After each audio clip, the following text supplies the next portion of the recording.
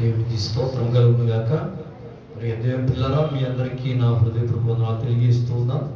ముఖ్యంగా మరి అమ్మగారికి, సుందరమ్మ గారికి, అలాగనే ఇప్పుడే నాకు తెలిసింది మరి రత్న గారు వచ్చారు. దేవుడు దీవించును గాక. చాలా సంతోషం. చాలా సంవత్సరాలు అయింది. దేవుని మహాకృప.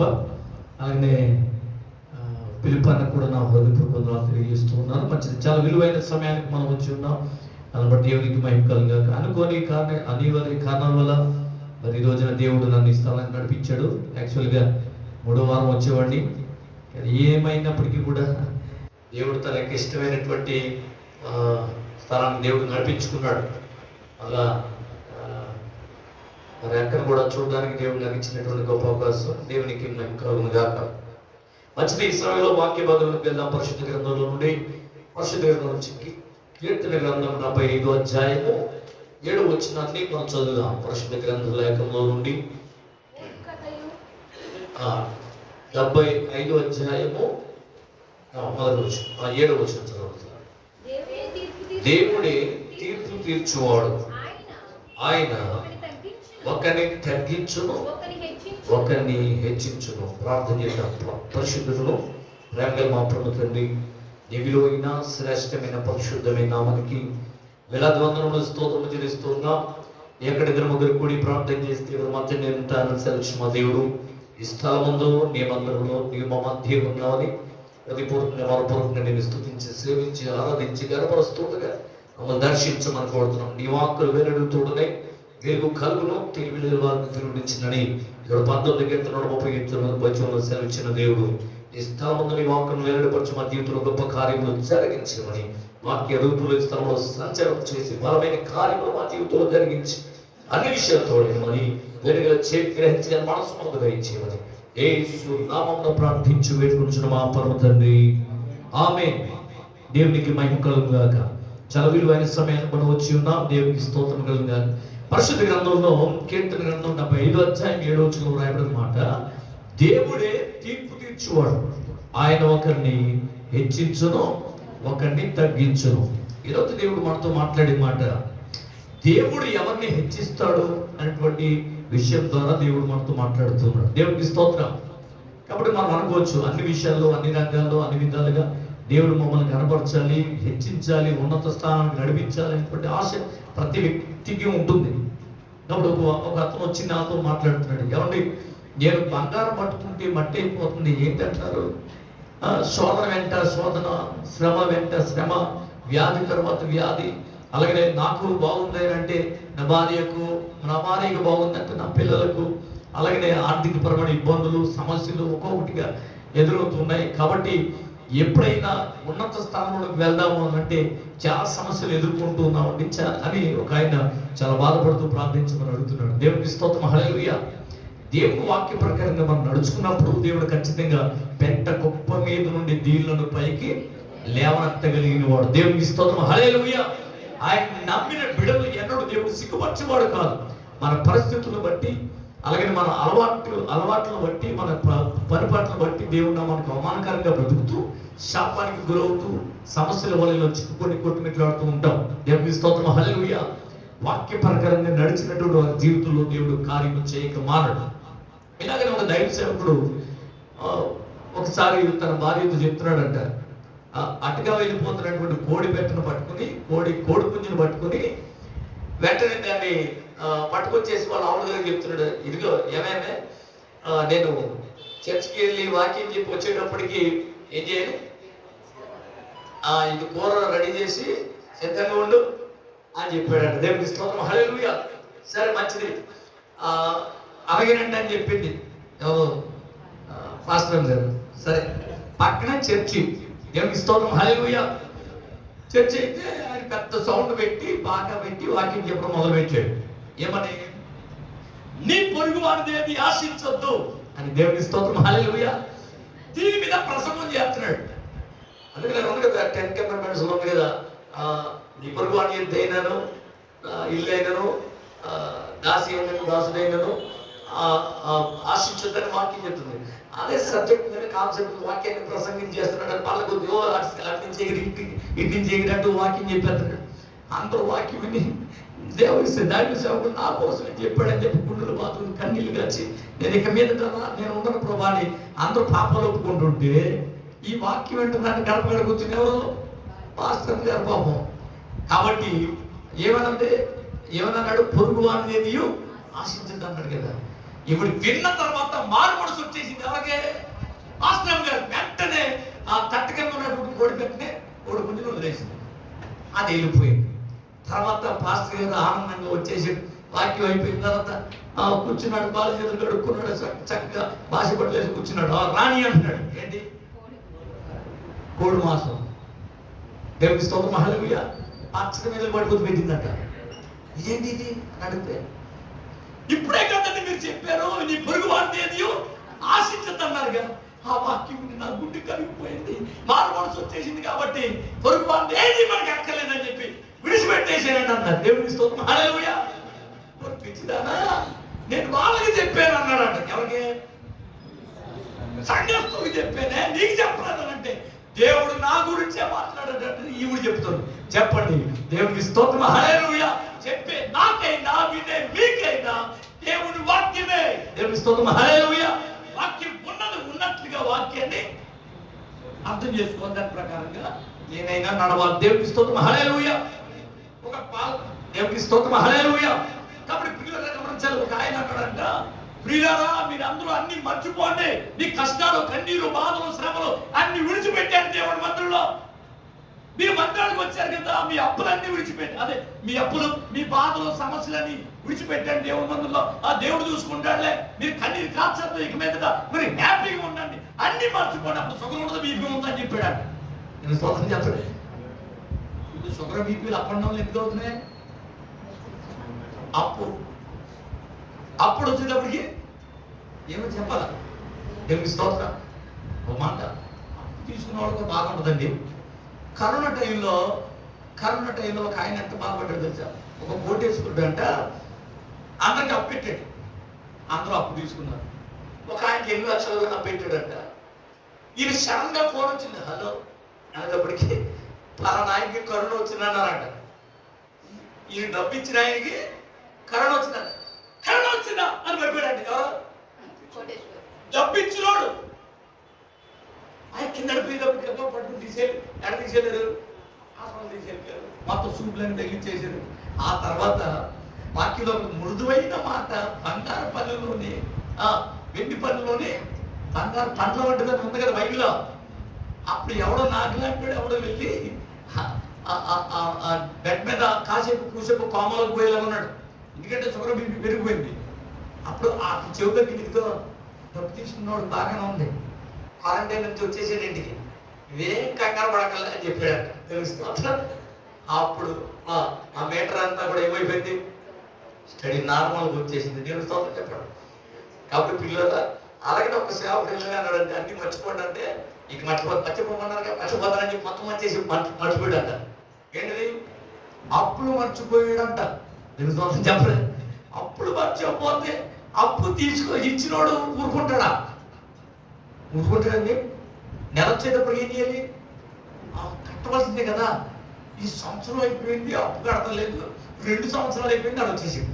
3వ సంవత్సరం అంతా ఏంటంట, గోడు చచ్చిపోద్ది కదా, అడొచ్చేసాడు. కేసు వేసేమంటావా, అప్పు కడతావా అని. మేము స్తోత్రం.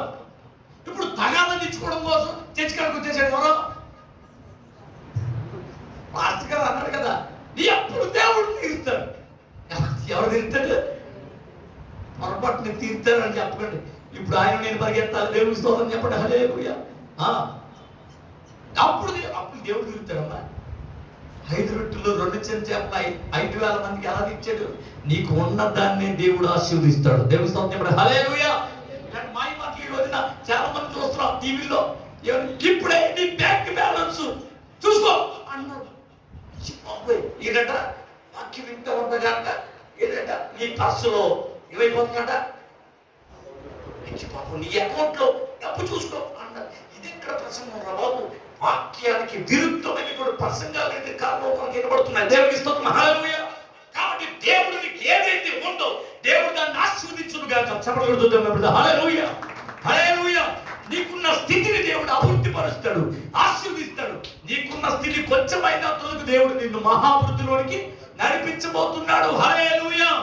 అది నీకున్నటువంటి కష్టాతీతాన్ని దేవుడు ఆస్వాదించబోతున్నాడు. కాబట్టి నువ్వేదైతే చేస్తున్నావో దాన్ని దేవుడు అభివృద్ధి పరుస్తాడు. కాబట్టి జాగ్రత్త. దేవుడు మనల్ని హెచ్చించాలి అంటే ఏం చేయాలి? ఒక ఆయన ఉన్నాడు, ఆయన ఎవరిని పట్టుకున్నాడంట. ఎవరినైతే నువ్వేం పట్టుకున్నా, బంగారం పట్టుకున్నా ఏమైపోతుంది? మట్టి అయిపోతుంది. అసలు లోపం ఏంటో మాకు అర్థం కావట్లేదు అని చెప్పి ఆన్లైన్ అడిగితే అన్నారంట, సిద్ధాంత మంచోడు, ఆయన దగ్గరికి చూపించండి అన్నారంట. వెళ్ళిపోయాడు. వెళ్ళిపోయి ఆయన దగ్గరికి వెళ్ళి అడిగారు, కాబట్టి మరి ఏంటంటే తేడా అంటే ఆయన నేను వస్తున్నాను 10 రోజులు అన్నాడు. నేనంతా కాసు కూర్చున్నాను. ఆయన వచ్చి ఈ గుమ్మం ఎవరు పెట్టమన్నాడు, ఇటు ఇది తీసేయండి అడగొట్టాడు అన్నాడంట. ఏం చేస్తారు, ఏదో గుమ్మంలో ఉందా తేడా, ఓకే రైట్ అని చెప్పి ఆ పనులు తీసుకొచ్చి గుమ్మం పనికొట్టి తీసి ఇంకో చోట పెట్టారట. సరే అయినా సరే అప్పులు ఎక్కువైంది కానీ ఇంకా తిప్పలు మాత్రం తీరిపోలే. సరే ఇంకొకరు ఎవరన్నారు, ఆయన ఎందుకు తీసుకోవచ్చు, ఆయనకంటే పెద్ద ఆయన ఫలానా వాడు ఉన్నాడు అని చెప్పారట. మళ్ళా వీళ్ళు పరిగెత్తుకుని వెళ్ళి ఆయన కారు కట్టించుకుని మరీ తీసుకొస్తే ఎవడరా మీకు చెప్పింది, ఎవడరా మీకు చెప్పింది, ఈ పక్క ఎవడు పెట్టమన్నాడు, పైన పెట్టకూడదు తీసేయండి అన్నాడు. ఎవరు తీసేది? చక్కగా సొమ్మ అంటే ఇల్లు కట్టుకుంటే వీళ్ళందరూ ఒకడు వచ్చేమో ఇక్కడ గుమ్మం తీసేయమన్నాడు, ఒకడు వచ్చేమో పెట్టకూడదు తీసేయమన్నాడు, ఒకడు వచ్చేమో గుమ్మానికి ఈ పక్కన ఉండకూడదు ఈ బెట్లాంటి తీసేయండి అన్నాడు. మొత్తం మీద బోడీలు చేసేసారు. దేన్ని వీళ్ళు పాపం సుఖంగా దాంట్లో ఉందామంటే లేకుండా చేసేసారు. అప్పుడు ఏం చెయ్యాలి రా బాబు అంటే ఎవరో చెప్పారంట, యేసయ్యని నమ్ముకో నీ పరిస్థితులన్నీ బాగవుతాయని. కొట్టడం చెప్పగలిగే హల్లెలూయా. కాబట్టి ఆ ప్రార్థనకు వస్తే ఇదే వాక్యం వచ్చింది. ఆ రోజున దేవుని స్తోత్రం. నా మీద ప్రార్థన చేస్తూ ఈ వాక్యం తీసుకున్నట్టే వాక్యం వచ్చింది. ఎవయ్యా నువ్వు తూర్పు పడమట ఉత్తర దక్షిణాలని నువ్వు వాళ్ళ మీద సిద్ధాంతులు పట్టుకుని ప్రార్థనడుతున్నావా అని అడిగితే వాళ్ళు ఏం చెప్పలే. వచ్చిన తర్వాత దేవుడికి మాట్లాడినప్పుడు ఆ మాట చెప్తే అవునండి ఎలా తెలిసిపోయిందంటే ఇంట్లోకి ఎలా వచ్చిందని అన్నాడు. ఇంట్లోకి నీకు ఎలా తెలిసిందని అన్నాడు. ఎలా చెప్తే వివేచన వారం దేవుడికి స్తోత్రం హల్లెలూయా. కాబట్టి సిద్ధాంతులు పట్టుకున్నామంటే కాదు, నిజ సత్య దేవుడిని నమ్మితే నీ పరిస్థితులు దేవుడు మారుస్తాడు. దేవుడికి స్తోత్రం హల్లెలూయా. దేవుడిని నమ్ముతావానంటే నమ్ముతానండి అన్నాడు. సరే మంచిది. ఆ తర్వాత నువ్వు అన్ని విడిచిపెట్టే యేసుప్రభువుని నమ్ము అంటే నమ్మాడు. తర్వాత అక్కడికి వెళ్ళి ప్రార్థన చేసిన తర్వాత అలాగే ఆ ఊళ్ళో ఆ ఇల్లు వదిలేసి అట్టుకుంటున్నారంటే సొమ్మాన్ని 20 లక్షలు పెట్టి కట్టుకున్నటువంటి ఇంట్లో వాడి ఉండక ఆ ఇల్లు కట్టిన తర్వాత నీకు ఈ నష్టం వచ్చింది, నీ ఈ ఆస్తులన్నీ అమ్ముకున్నావు, అప్పులు పాలైపోయాని జనం చెప్తే ఈ ఇల్లు వదిలేసి ఎక్కడో అట్టుకుంటున్నాడు. అప్పుడు దైవ సేవకులుగా మేము వెళ్ళి ప్రార్థన చేసి నువ్వు ఇక్కడి నుంచి ఈ ఇంట్లోనే ఉండవు, ఇది గుమ్మం పెట్టు, పైన పెట్టుకోడు పెట్టు, ఇది కట్టు, ఆఫ్ చేసేనే పర్లేదు, ప్రార్థన చేద్దామని చెప్తే దేవునికి స్తోత్రం హల్లెలూయా. ప్రార్థన చేసి ప్రారంభించిన తర్వాత ఏమంటే 3 ఎకరాల పొలం అన్నాడు. కొట్టలే చప్పట్లు గట్టిగా. వారికి శాంతి లేదు, సమాధానం లేదు, ఒకరంటే ఒకరు పడదు, వాళ్ళ తండ్రికి వాళ్ళ పిల్లలకి పడదు, వాళ్ళందరూ ఒక యూనిట్ అయిపోయారు. దేవునికి స్తోత్రం. శుభకరమైన ఆనవాళ్ళు దేవుడు గృహంలో చేశాడు. కుమారుడికి వివాహం జరిగించాడు త్వరలో. దేవునికి స్తోత్రం హల్లెలూయా. ఆశ్చర్యమైన కార్యాలు దేవుడు జరిగించాడు. వారి పెద్ద కుమారుడు ఇతర దేశం వెళ్ళాడు, మంచి ఉద్యోగం, 1,20,000 జీతం. దేవునికి స్తోత్రం చెప్పండి, పట్టణ చెప్పండి గడిగి. కాబట్టి తూర్పు నుండి అయినను దక్షిణం నుండి అయినను అరణ్యం నుండి అయినను హెచ్చు కలగదు, దేవుడే ఒకరు హెచ్చించును అని వాక్యం చెప్తుంది. కాబట్టి దేవుడు నీ పరిస్థితులన్నీ సరిదిద్ది నీకు ఉన్నతమైన స్థానానికి నడిపించాలి అంటే నువ్వు చేయవలసిన పని ఏంటో తెలుసా? పరిశుద్ధ గ్రంథంలోంచి చూద్దాం. ద్వితీయోపదేశకాండం 28వ అధ్యాయం 4 విషయాలు చెప్పి నేను ముగించేస్తాను. 4 మొక్కలు. దేవుని స్తోత్రం చెప్పండి. మళ్ళీ నాకు బస్ టైం ఉంటుంది. దేవుని స్తోత్రం చెప్పండి హల్లెలూయా. చూద్దాం. పరిశుద్ధ గ్రంథం నుంచి ద్వితీయోపదేశకాండం 28వ అధ్యాయము మొదలు వచనం. నీవు నీ దేవుడైన యెహోవా మాట శ్రద్ధగా విని నేడు నేను నీకు ఆజ్ఞాపించిన ఆయన ఆజ్ఞలన్నిటినీ అనుసరించి నడుచుకుని నీ ఎడల నీ దేవుడిని యెహోవా భూమి మీద ఉన్న సమస్త జనముల కంటే నిన్ను హెచ్చించినట్లుగా నిన్ను హెచ్చించును. హల్లెలూయా. పాయింట్ నెంబర్ 1 మీరు అర్థం చేసుకోవాలి. నీవు నీ దేవుడిని యెహోవా మాట ఆజ్ఞల్ని నువ్వు కైకొనాలి. ఏమన్నా శ్రద్ధగా వినాలి అన్నాడా? అశ్రద్ధగా వినమన్నాడా? Mind absent, body present. చాలా మందికి మందిరానికి వస్తా కానీ పాటలు అంటే ఎంతో ఆనందం, ఓకే, సాక్ష్యం అంటే చాలా సంతోషం. ఏం జరిగింది, ఏంటి ఏంటి ఏంటి ఏమైంది ఆశ, ఇది 10 మందికి చెప్పాలి కదా. ఏమి స్తోత్రం. ఆ ఇంటి విషయాలన్నీ ఈ ఇంటికి మోసావమ్మా, ఒరిగింటి విషయాలన్నీ చాటి పువ్వేశావమ్మా. అక్కడ మాటలు ఇక్కడ చెప్పి మంచిని జరిగా తిప్పేసి చక్కం జరగొట్టేస్తున్నాం. దేవుని స్తోత్రం చెప్పలే. హల్లెలూయా. ఎందుకు నీకు ఈ గొడవలో? కాబట్టి ఎందుకు, ఏంటి, ఎలా అనే తాపత్రయం మనకి తెలిసేదాకా నిద్రపడదు. దేవుని స్తోత్రం చెప్పండి. తెలిసిన తర్వాత అసలు నిద్రపడదు. అందుకు ఒకరు చెప్పేయాలి. దేవుని స్తోత్రం చెప్పలే. ఇలాంటి మనుషులు ఉన్నంత వరకు కూడా సంఘం అభివృద్ధి చెందుతామా? దేవుని స్తోత్రం. అందుకనే ముసలమ్మ ముచ్చట్లు కట్టి పెట్టి పరిశుద్ధ గ్రంథాన్ని చేత పట్టి దీక్షతో నడుము కట్టి ఇంటింట తలుపు తట్టి యేసయ్య ఊసే చెప్పమ్మా, ఊరుకునే ఉంటే తప్పమ్మా. దేవుని స్తోత్రం. హల్లెలూయా. దేవుని మాటలు చెప్పండమ్మా, దేవుడు మీకు ఆయురారోగ్యాలు ఇస్తాడు. దేవుని స్తోత్రం. హల్లెలూయా. దేవుని వాక్యం శ్రద్ధగా వినండి, ఆయన ఆజ్ఞలు పాటించండి. దేవుని మాట వింటే మనకి మేలు. 88వ కీర్తనలో అయ్యో ఇశ్రాయేలు, నీవు నా మాట విని నేను నీకు ఎంత మేలని ప్రభు చెప్తున్నాడు. అందుకునే మరి ప్రసంగి గ్రంథం 5వ అధ్యాయంలో బలులర్పించుట కంటే సమీపించి మాట వినుట శ్రేష్టం. దేవుడి వాక్యం అంత శక్తి కలిగిందో తెలుసా? అందుకునే నీవు నీ దేవుడిని యెహోవాకు శ్రద్ధగా వినాలని వాక్యం చెప్తుంది. అందుకునే 107వ కీర్తన 20వ వచనంలో ఆయన తన వాక్కు పంపి వారిని బాగు చేయను, వారు పడిన గుంటలో నుండి వారిని విడిపించును అని వాక్యం చెప్తుంది. హెబ్రీయుల రాసిన 4:12లో ఎందుకనగా దేవుని వాక్యం సజీవము గలదై రెండంచులు కలిగినటువంటి ఖడ్గం కంటే వారిలో ఉండి ప్రాణమును ఆత్మను కీళ్లను మూలుగులు విభజించినంత మట్టుకు దూర్చు ఉదయం ఆలోచన శోధిస్తూ ఉంది. దేవునికి స్తోత్రం. ఎలాంటి కఠోర పరిస్థితులను ఎదుర్కొంటున్నాము, వ్యాధుల్లో, బాధల్లో, శ్రమల్లో, సమస్యలు, అప్పులు, అసమానతలు, ఏమంటే ఒత్తిడిలో, అధికారుల నుండి, యాజమాన్యం నుండి ఒత్తిడితో బాధపడుతున్నామేమో, దేవుని వాక్యం నిన్ను ఆత్మనియోగంలోకి వెళ్ళిపోయినా విడిపించేది అంత శక్తి కలిగిన దేవుని మాట. దేవునికి స్తోత్రం. హల్లెలూయా. కాబట్టి ప్రియులారా, అంత ప్రభావం కలిగిన వాక్కు నీ వినడానికి నీ చెవునిస్తున్నావా? శ్రద్ధాశక్తి కలిగిన దేవుని వాక్యాన్ని వినగలుగుతున్నావా? Mind absent, body present. దేవునికి స్తోత్రం చెప్పండి. హల్లెలూయా.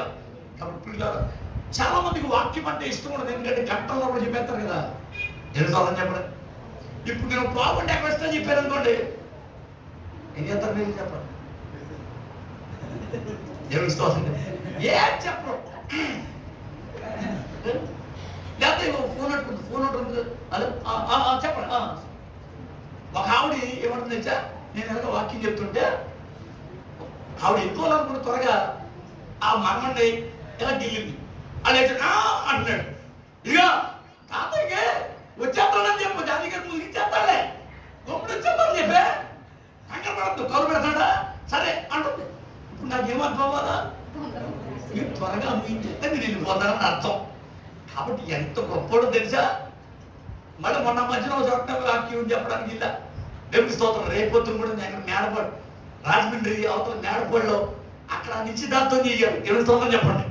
మళ్ళా హుటాహుటిని ఏలూరు రావాలి, అక్కడ బిషప్ కౌన్సిలింగ్ లో అక్కడ పాల్గొన్నారు. దేవుని స్తోత్రం. హల్లెలూయా. కానీ ఈ నెల అయినా సరే అడిగి పెట్టాలని వచ్చేసాను. దేవుని స్తోత్రం చెప్పండి. హల్లెలూయా. సరే, ఇప్పుడు మొత్తం మీద ఎక్కడికొచ్చావు? హల్లెలూయా. సరే, మొత్తం మీద త్వరగా ముంచాలని చెప్పి ఇక మొత్తం మీద మీరు మాత్రం నిద్రగా త్వరగా ముంచే తిరిగిపోతాం. ఇలాగ ఉపవాసం పిలిచారండి నేను వాక్యం చెప్పడానికి. పనులు కాదు తిరిగి ఇది ఇలాగే పెట్టారు. ఇవన్నీ ఎలాగే పెడతారా? మనకు హైట్ బట్టి చేసుకోవాలి కదా. కనపడకపోతే ఎగిరి చెప్తున్నా, కనపడ్డారు అనుకున్నా వచ్చినావు మొత్తం మీద వాక్యం చెప్పేస్తా. ఎందుకంటే పెద్ద బలిపీఠం పెట్టేశారు. అక్కడేమో జనమంలో చూస్తున్నారు, సగం మందే కనపడుతున్నారు. నాకు ఉన్నవాళ్ళు కనపడతలే. అప్పుడు ఏం చేయలేను చెప్పాలి. అప్పుడప్పుడు ఒక్కోసారి ఎగురుతూ ఉంటే కనపడ్డారు మంచిగా అని కింద అంటున్నారు. దేవునికి స్తోత్రం. ఇలా పవర్ఫుల్గా వాక్యం చెప్తుంటే ఆకలిస్తా అన్నం పెడతాను ఇంట్లో నెట్టారు. ఇంకా నాకు మైండ్ చెదిరిపోయిందంటే అంటే ఏమర్థం అవ్వాలి మాకు ఇప్పుడు? టైం అయిపోయింది, మీరు ముగితే ఎట్టే పని చేసేస్తాం. 3వ రోజు లాస్ట్ రోజు మీటింగ్. నాకు లాస్ట్ పాడి సన్మానం చేసి అవి చేసి ఇవి చేసి లాస్ట్ ఇచ్చాడు. లాస్ట్ ఇస్తారా? దేవుని స్తోత్రం చెప్పి పిలుచుకున్న గెస్ట్ స్పీకర్కి లాస్ట్ ఇస్తారా? లాస్ట్ ఇచ్చాడు. అంటే కాసేపట్లో ముగించేస్తే నేను ఫోన్ చేసేస్తాం అన్న టైంలో ఇచ్చారండి. కారు మంది చూస్తారు ఎవరో జనం వదలవా అన్న టైం. ఎవరినే మరి అంతే కదండి. మీ అందరు మొక్కలు నాకు కనబడతాయి, అందరూ లేచాడు.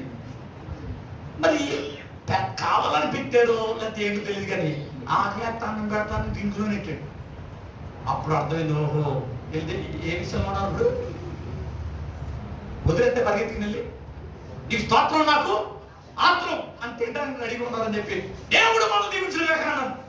కొంతమంది అందరూ లేచిపోయి మీరు అప్పుడే దీవించేస్తారండి, మేము వాక్యమైన ఆహారం తినాలన్నారు. అప్పుడు ఏం చేయమంటారు చెప్పండి? దేవుని స్తోత్రం చెప్పండి. మళ్ళీ కూర్చోబెట్టి అలాగే వాక్యం చెప్పేసి దేవుని స్తోత్రం హల్లెలూయా. ప్రియులారా గమనించాలి, ఇక్కడ మనం అర్థం చేసుకోవాల్సిన విషయం, దేవుని వాక్యం ప్రభావం కలిగింది. ఆయన తన వాక్కును ప్రతి వారిని బాగు చేయను. నువ్వే పరిస్థితుల్లో కఠినమైన పరిస్థితులను ఎదుర్కొంటున్నావో, నీ పరిస్థితులను సరిదిద్దేది, ఆత్మవ్యూహంలో చిన్న విడిపించేది, నీ జీవితంలో పరమైన కార్యం చేసేది దేవుని వాక్యము. దేవుని స్తోత్రం హల్లెలూయా. 147 కీర్తనలు ఆయన వాక్యం బహు వేగమే పరిగెత్తున్న వాక్యం చెప్తుంది. సామెతల గ్రంథం 4:20 నా కుమారుడు నా మాటలు ఆలకించిన వాక్యం చెవియకు నీ హృదయమందు వాక్యభద్రం చేసుకో, దొరికిన వారికి జీవం, వారి సర్వ శరీరమునకు ఆరోగ్యం ఇచ్చిన వాక్యం చెప్తుంది. హల్లెలూయా. ఇంతటి ప్రశస్తమైన దేవుని వాక్యాన్ని మనం ఎందుకు నిర్లక్ష్యం చేస్తున్నాం? మీరు అట్టుపల్లి ఇచ్చినంత మాత్రాన, మీరు భోజనం పెట్టినంత మాత్రాన, మీరు చాక్లెట్లు పంచినంత మాత్రాన దేవుని స్తోత్రం అది ముఖ్యం కాదమ్మా. సమీపించి దేవుని మందిరానికి వచ్చి వాక్యం వినాలి. దేవుని స్తోత్రం చెప్పండి హల్లెలూయా. ఓ పాస్టర్ గారు బాధపడుతున్నాడు, లైవ్ పెట్టేశాడు, జన్మం రావట్లేదు అంటున్నాడు. దేవుని స్తోత్రం చెప్పలే. ఏం పెట్టాడంట? వారం లైవ్ పెట్టేస్తున్నాం, ఎవరు రావట్లేదని బాధపడుతున్నాడు. గువ్వా కూడా ఎక్కువ, రాజు మేడ ఎక్కువ. ఆ మంచం మీద పడుకుని ఎదురుకుండా ఏం పెట్టి ఫోన్ పెట్టి ఇన్నోటి వాక్యం అంటారు. ఇక జనం ఎవరో ఏంటంటే ఇప్పుడు లైవ్ తెలుస్తోందని చెప్పండి. బైబిల్ ఏముంది? సమీపించి. ఎక్కడ రావాలి లైవ్? ఎవరికమ్మా లైవ్? అది కరెక్ట్గా చెప్పాడు దేవుడి స్తోత్రం హల్లెలూయా. దేవుడి మందిరానికి వెళ్ళే శక్తి ఇచ్చాడు నీకు. వచ్చే అంత వరకు రా దేవుడి మందిరానికి. రాలేని పరిస్థితుల్లో ఇంటికాడ లైవ్ చూసుకో దేవుడి స్తోత్రం హల్లెలూయా. పిల్లలు గమనించాలి, వాక్యం వినాలి. వాక్యం సమీపించి దేవుడి మందిరానికి వచ్చి దేవుడి వాక్యం వినాలి. అప్పుడే దేవుడు మీకు ఏమిస్తాడు? మిమ్మల్ని హెచ్చిస్తాడు. దేవుడికి స్తోత్రం హల్లెలూయా. మంచిది. నెక్స్ట్ మరొక మాట్లాడుకుందాం, వెళ్ళిపోదాం. సామెతల గ్రంథం 14:34 4 మాటలు చెప్తానన్నానుగా. మా పిల్లలందరూ కూడా రాసుకుంటారు. 4 మాటలు అంటే 4 మాటలకి అనుకుంటారు. చదవండి. నీతి జనములు ఘనతకెక్కుటకు కారణములు. హల్లెలూయా. చాలు. నీతి గల ప్రజలు, నీతిమంతులే ఘనపరచబడతారు, హెచ్చింపబడతారు. దేవుడు వాక్యం చెప్తున్నా హల్లెలూయా. కాబట్టి చాలా మంది శిలాపాఠశాల మీద వారి పేర్లు చెప్పుకోవాలనుకుంటారు. చాలా మంది కొద్దిగా సాయం చేసి దాన్ని పేపర్లో చూపించాలని అనుకుంటారు. ఏమంటే ప్రతి వార్తల్లో వారి పేర్లు రావాలనుకుంటారు. వారు చేసేదేమో కొద్దిగా, వారికి ఏమో పెద్ద పేరు రావాలనుకుంటారు. దేవుని స్తోత్రం హల్లెలూయా. కాబట్టి పేరు ఘనతల కోసమే ఈ రోజున దాన ధర్మాలు చేసే వాళ్ళు ఎక్కువైపోయారు. దేవుని స్తోత్రం హల్లెలూయా. చేసేదేమో కొద్దిగా, చూపించుకునేది చాలా ఎక్కువ. పిల్లలు గమనించాలి, ఇక్కడ మనం అర్థం చేసుకోవాల్సిన విషయం, మనం ఎంత డబ్బు ఇచ్చి మనం అనౌన్స్మెంట్ చేసుకున్న పని అవుతుంది. కానీ ఇక్కడ వాక్యం చెప్తున్నమాట, నీతిమంతుడుగా నీతిమంతురాలుగా నీవు ఉంటే దేవుడు నిన్ను హెచ్చిస్తాడు, ఘనపరుస్తాడు, ఉన్నత స్థానానికి దేవుడు నేను తీసుకువెళ్తాడు. దేవుని స్తోత్రం హల్లెలూయా. అయితే నువ్వు నీతిమంతుడుగా ఉండాలి. నీతిమంతుడుగా ఉంటేనే దేవుడు నీకు ఘనతనిస్తాడు. నీతిమంతుడుగా ఉంటేనే దేవుడు నిన్ను హెచ్చిస్తాడు. దేవునికి స్తోత్రం హల్లెలూయా. నీతిమంతుడుగా ఉండాలి అంటే ఏం చేయాలి? పాయింట్ నెంబర్ 1, అబ్రహాము దేవుని నమ్మెను కనుక అది అతనికి నీతిగా ఎంచబడదని ఆదికాండం 15 రాయబడింది. హల్లెలూయా. పాయింట్ నెంబర్ 1, దేవుడు మనం నీతిమంతులుగా చేయాలి అంటే మనము దేవుణ్ణి నమ్మాలి. నమ్మి మనుషులను నీవు నమ్మి పలుమార్లు మోసపోయాము, ఇలా ఎంత కాలము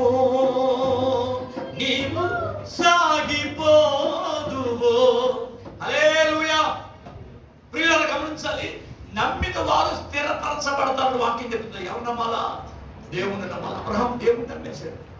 స్థిరపరచబడడం అంటే నేనే మొన్న ఒక చోట మాట చెప్పింది, యెహోవా యందు నమ్మిక ఉంచువాడు కర్రల కన్నా ఇచ్చుమును నిలిచే సీయోను కొండలాగా.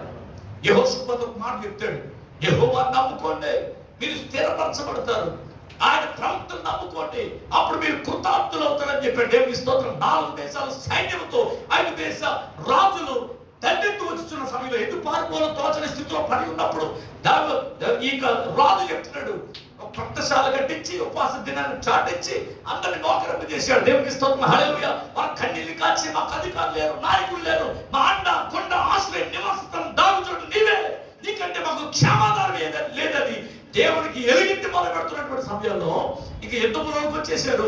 యుద్ధానికి వెళ్ళాలి. ఆ సమయంలో యెహోషుపాతు నిలబడి వారితో మాట్లాడుతున్నాడు. ఏమని?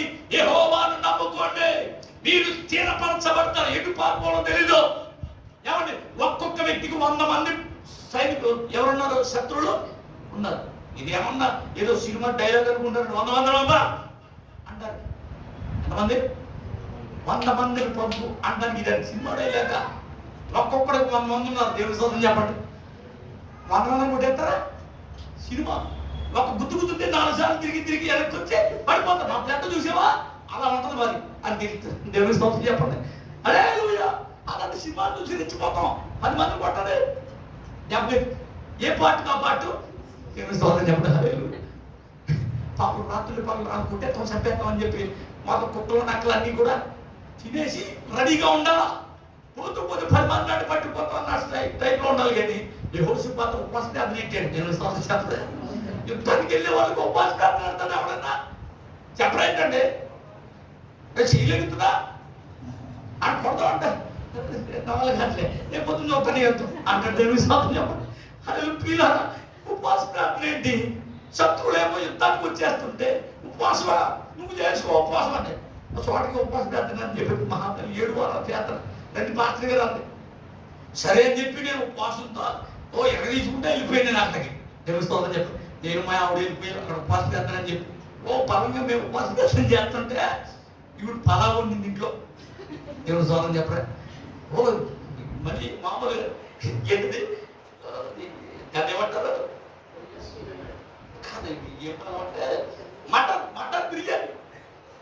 ఇక్కడేమో మేము ఏది ఉపవాసం ప్రార్థన చేశాను. ప్రభు మీకు సమస్య కలిగించి కన్నీళ్ళు కాచి ప్రార్థన చేసేస్తాను. ఇప్పుడు వస్తానంటే వెళ్ళిపోయింది. అలా ఆయన పెట్టింది. ఆ పిల్లలు వేసేసింది. ఇప్పుడు శుభ్రంగా తినేసి వచ్చేసింది. ప్రార్థన పాట ఉన్నాయి. దేవుని స్తోత్రం చెప్పండి. హల్లెలూయా. ఇప్పుడు ఎవరికంటే ఉపవాసం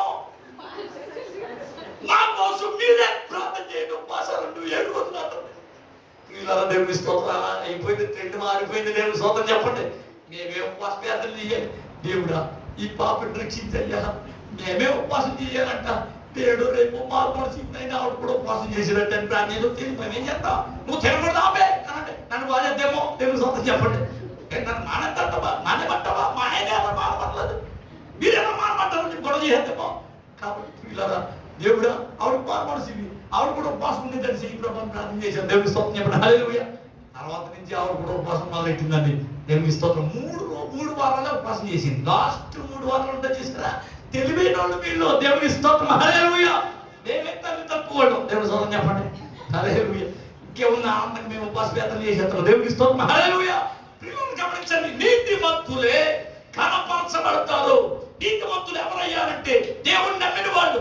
ఇదే మాట చెప్పారు. దేవుణ్ణి నమ్మితే కృతార్థులు అవుతారు, స్థిరపరచబడతారని చెప్పాడు. ఎవరు మాట చెప్పరా?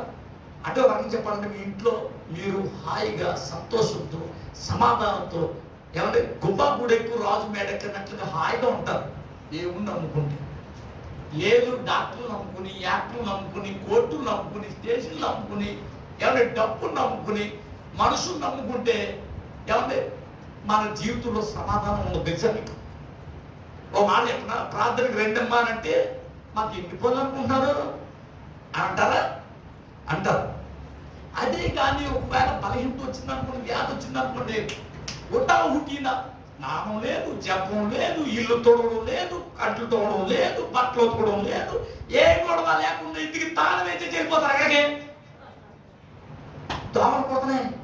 రాత్రి అంతా జరుగుతుంది. ఎంత ఎక్కడ పోతాయి? అక్కడే గట్టలు లేకపోయినా రోడ్డు మీద ఏది తుండేసింది ఇవి కూడా ఎప్పుడు బాగు చేస్తావు కదా. ఆ పరిస్థితి రాకుండా నేను చేస్తాను దేవుడు చెప్తుంటే మందిరానికి నాగా పెట్టేసి ఎన్నో సంవత్సరాలుగా ఎన్నో నెలలుగా ఎన్నో వారాలు నాగా పెట్టేస్తే అన్ని రోజులు అన్ని క్షణాలు ఎక్కడ నడిపించాలో ఎక్కడ నిన్ను యాత్ర పెట్టాలో దేవుడు తెలియదా? దేవుడి స్తోత్రం. మీరే తెలివైనోడా? దేవుడు తెలివైనోడు కదా. దేవుడి స్తోత్రం. హల్లెలూయా. దేవుణ్ణి కనపరిచినప్పుడు, దేవుణ్ణి ఆరాధించినప్పుడు, దేవుడి మందులో దేవుణ్ణి మహిమపరిచినప్పుడు దేవుడు ఆశీనుడు అవుతాడు. మన పరిస్థితులన్నీ సరిదిద్దుతాడు. మన కుటుంబంలో స్థిరపరచబడే విధంగా దేవుడు మన నాడుతాడు. దేవునికి స్తోత్రం. హల్లెలూయా. అందుకు తమ విరోధులతో తమ గుమ్మంలో ఉండగానే తమ విరోధులతో పోరాడుదుడు అని చెప్పాడు. దేవునికి స్తోత్రం. హల్లెలూయా. మన విరోధి అయిన సాతాను గర్జించు సింహం వలె ఎవరైనా తిరుగుతున్నటువంటి కాలంలో ఉన్నాం. కాబట్టి వ్యాధులు, బాధలు, కరువులు, కష్టం, ఇబ్బందులు, శ్రమలు, సమస్యలు, శారీరకంగా, ఆర్థికంగా, ఆధ్యాత్మికంగా, కుటుంబ పరంగా, వ్యక్తిగతంగా ఎన్నో శోధన వలయంలోకి నెట్టిపాడేసి వాడు సాతాను. అందుకు దావీదు మహారాజు చెప్తున్నాడు, నా శరీర రక్త మాంసములు తినివేయడానికి దండు దిగిన నేను భయపడను అని భక్తులు చెప్పాడు. దేవునికి స్తోత్రం. అంతగా దేవుణ్ణి ఆరాధించాడు. మంచిది. యెహోవాను నమ్ముకుంటే మీరు స్థిరపరచబడతారు. అబ్రహాము దేవుణ్ణి నమ్మాడు కాబట్టి అది అతనికి నీతికించబడుతుంది. నమ్మడమే కాదు. రెండో పాయింట్ ఏంటో తెలుసా? నీతిమంతులు అవ్వాలి అంటే నేను 5 పాయింట్లు రాసుకున్నాను బైబిల్లో. దేవుని స్తోత్రం. ఎప్పుడు హల్లెలూయా. నీతిమంతులు ఎవరయ్యానంటే ఒక బైబిల్ సంఖ్యలో పెట్టుకుని ముసుగేసుకుని స్తోత్రం చెల్లింతుము, స్తుతి స్తోత్రం అని పాడిన మాత్రాన భక్తులు కాదు, నీతిమంతులు కాదు. నేను సోదరు చెప్పండి. గుడిలో ఒక పేరుతో, బడిలో ఒక పేరుతో ఉభయ చెరుపు జీవితం మానుకో. వెచ్చగా ఉండు లేక చల్లగా నుండు, నువ్వు వెచ్చని జీవితం బహుఘోరం. ఎలా బ్రతుకుచున్నావో, ఎందులో పడిపోయావో యోచించు మానేస్తమా, గమనించుమా విశ్వాసీ. ఎప్పుడన్ని వేసావో యేసయ్యను, ఎక్కడన్ని వేసావో దేవదేవుని. ఎప్పుడన్ని వేసావో యేసయ్యను, ఎక్కడన్ని వేసావో దేవదేవుని. ఉద్యోగంలోన, దాంపత్యంలోన, ఏకాంతంలోన, దైవ సేవలోన. ఉద్యోగంలోన, దాంపత్యంలోన, ఏకాంతంలోన, దైవ సేవలోన యోచించు మానేస్తమా, గమనించుమా విశ్వాసీ. హల్లెలూయా. అప్పుడు పిల్లల భక్తి చేయడం చాలా విశ్వాస భక్తి చేయాలని చెప్పి వాక్యం. ఆ పిల్లు కూడా అంటాను, తొమ్మిది ముగించేస్తే మాకు ఎనమాడేస్తారు వెళ్ళని తెలుసుకోదని చెప్పండి. హల్లెలూయా. ముగించేస్తారు మాకు కంగారు పడక. దేవుని స్తోత్రం. హల్లెలూయా. ఇక్కడ మాటలు ఉన్నాయి. హల్లెలూయా. నీతిమంతులు అవ్వాలి అంటే 5 విషయాలు. ఒకటి, దేవుని నమ్మాలి. రెండవది, దేవుని మాట్లాడు గురించి దేవుని వాక్యం వినాలి. దేవునికి స్తోత్రం. హల్లెలూయా. ఎందుకు అనంటే దేవుని వాక్య గ్రంథంలో, యెషయా గ్రంథంలో మనం చదివితే కనుక 45:23లో నీతి గల నా నోటి మాట బయలుదేరుచున్నది, అది వ్యర్థము కానేరదు. హల్లెలూయా. దేవుని మాట నీతి కలిగించేది. నీరున్న చెడుగు ప్రతి వారము దేవుని వాక్యాన్ని నువ్వు హృదయానికి, నువ్వు వాక్యం నీ హృదయంలో చేర్చుకున్నట్లయితే నీరున్న పాపం, నీరున్న అవిధేయత, నీరున్నటువంటి అశాంతి, నీరున్నటువంటి అపవిత్రత దేవుడు ఒక్కొక్కటిగా దేవుడు నిన్ను ఒప్పింపజేస్తాడు. దేవుని స్తోత్రం. హల్లెలూయా. మాట చెప్పనా? ఆల్రెడీ మీకు చెప్పాను. ఎవరి నర్సాపురంలో సముద్రంలో ఇలస అనేటువంటి చేప ఉంటుందంట. ఇలస అనేటువంటి చేప అది వాసన పడుద్ది. ఎవరు కొండరు దాన్ని, నీసు వాసన పడుద్ది. అది పెద్దగా రుచిగా ఉండదు.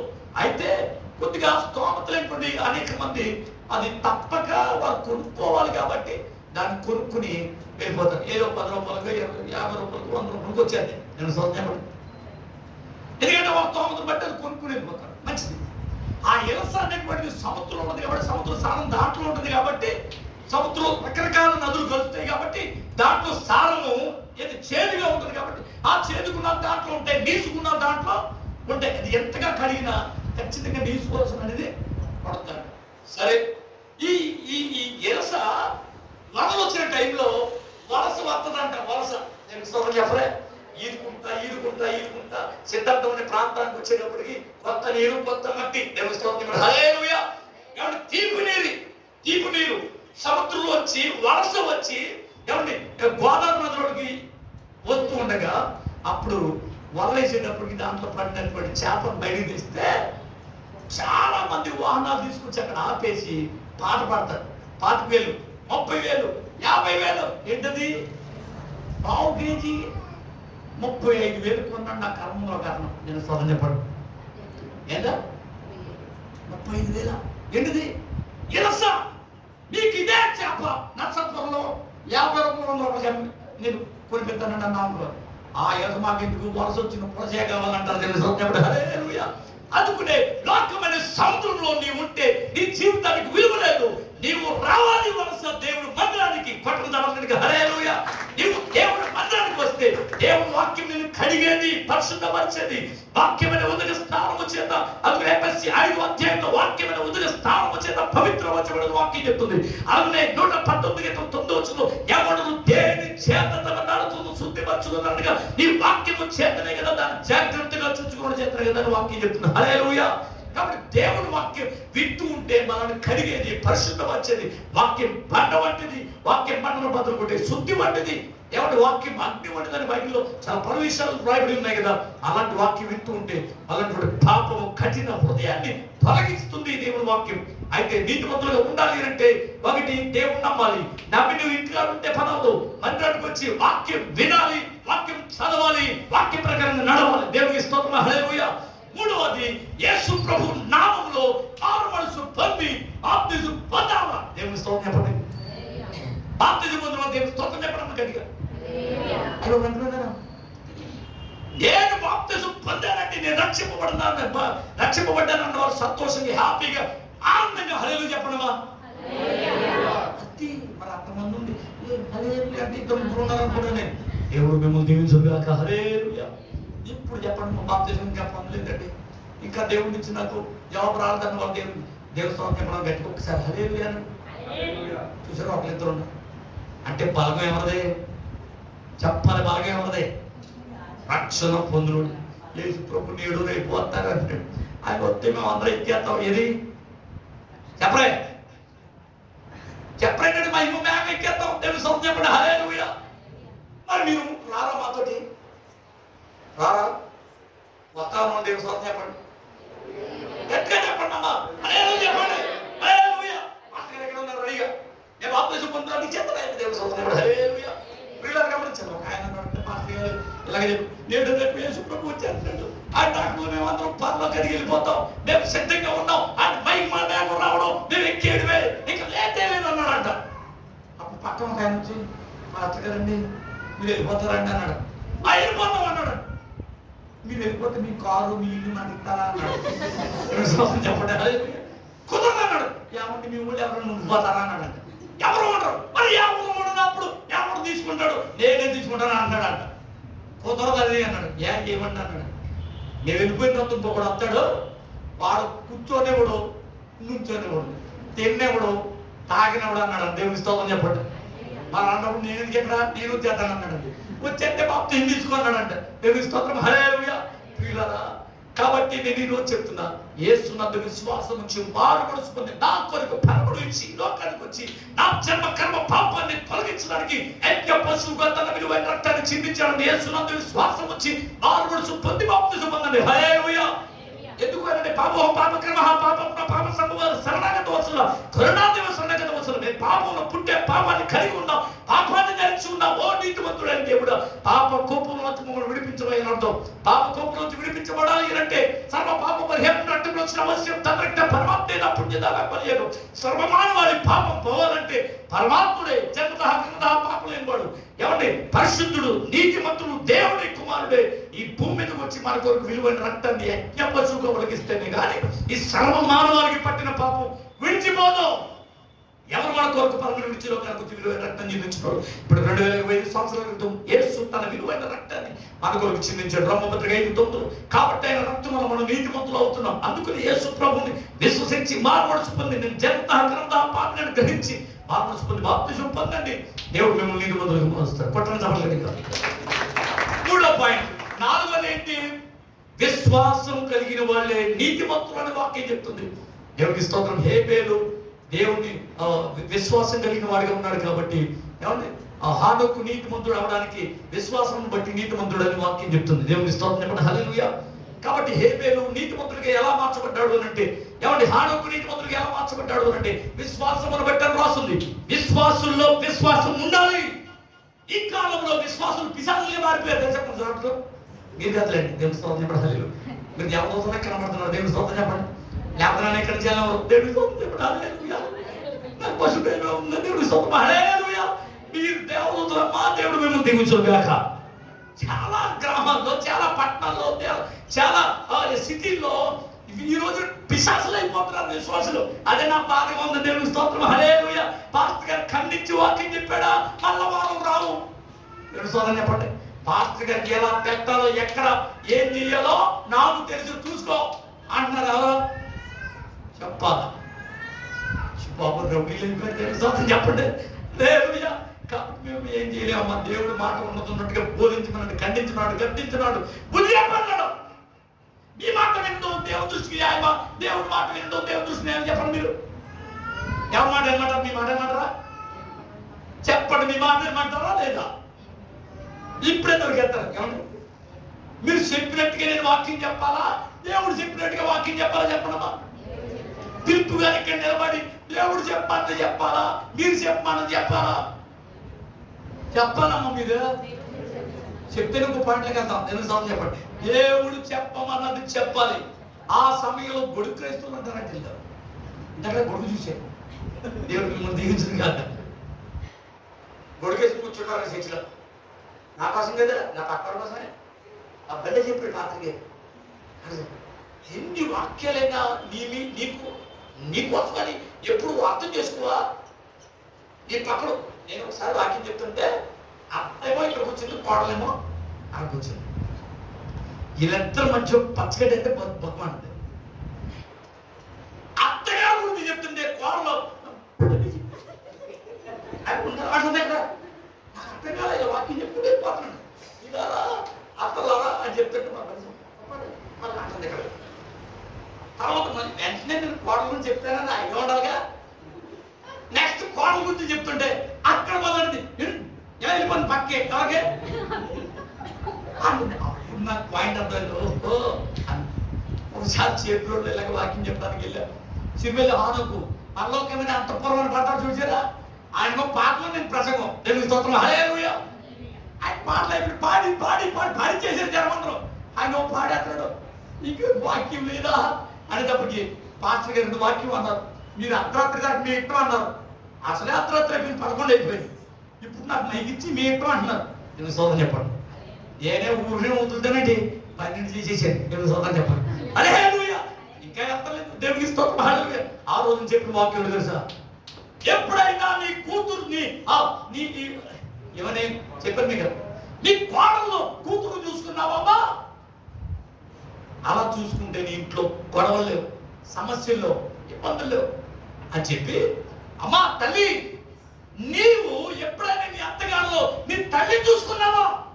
దేవుని వాక్యం వింటున్నావు, నీలో మార్పు రాకపోతే ఏవా ఎక్కడైనా మార్పు తెచ్చుకో అని ఖండించి గద్దించి దేవుని వాక్యం బహు విపులంగా వారు తెలియజేస్తూ ఉంటే ప్రార్థన అయిపోయినారు. కన్నీలుగా చేరుతూ మొదలెట్టారు. ఎవరో అందరూ ఆశ అయిపోయింది. నేను ఆమెనని చెప్పేసి వెళ్ళిపోయింది. క్రిస్మస్ పండుగ దేవుని స్తోత్రం. హల్లెలూయా. చెప్పేసి వెళ్ళిపోయినమ్మా. మరుసటి రోజు 2 రోజుల తర్వాత ఫోన్ చేసి పాస్టర్ గారు ఏమంటే వదలాలంటే అన్నాడు. చెప్పండి మీకు మన వాక్యం చెప్పారు కదా అన్నాడు. నా గుండెలో రాయిపోయింది. గ్యాప్ ఇచ్చాడు. వాక్యం చెప్పారు కదా అన్నాడు. ఏదో కోపంగా ఏ బాబు ఏమన్నా ఏమన్నా వాళ్ళందరూ 50 ఇప్పుడు గొడవ చేస్తున్నారా ఏంటి? చర్చి కదా పాస్టర్ గారి మీద గొడవ తీసుకొచ్చారా? ఇప్పుడు గ్యాప్ ఇవ్వకూడదు కదా. ఏమైంది అంటాను నేను. మీ వాక్యం ఫలించింది అన్నాడు. కొట్టని చెప్పగలిగే అప్పుడు నాకు ఎక్కలేని ఆనందం వచ్చింది. 2 సొంతం చెప్పండి. హల్లెలూయా. ఏంటంట అత్త గొడవ గురించి ప్రసంగం చేశారు కదా. మా చర్చిలో అత్త గొడవ కూడా మామూలుగా ఫీక్కి వెళ్ళిపోయింది. ఆ తగదాలకు కూడా నన్ను పిలిచారు ఒకసారి. అయినా సెట్ అవ్వదా. ఎన్నో గొడవలు అయిపోయింది. కొట్టుకున్నారు అత్త గొడవలు కూడా. కానీ మీ వాక్యం విన్న తర్వాత నాకు పేరు అన్నాడు. తెలుసు చెప్పండి. ఎక్కలేని ఆనందం వచ్చేసింది. తెలుసు చెప్పండి. హల్లెలూయా. ఆ ప్రసంగం దేవుడా కార్యం చేసేవాడు ఆనందవస్తులు వచ్చేస్తున్నాయి. మంచిది. కారణం ఏంటంటే ఆ రోజు ప్రసంగం అయిపోయిన తర్వాత అర్ధరాత్రి అయిపోయింది, వీళ్ళం కదా. పడుకున్న తర్వాత తిండి లేచి అత్తగా తిట్టుకునేదంటే ఎవరన్నా దీనికి పోయేగలరని ఎన్ని దగ్గర లేకది ఇది ఎవరంట వాడు తిరిగాక లేకపోతే పాలు టీయో కాఫీ ఇదే కదా.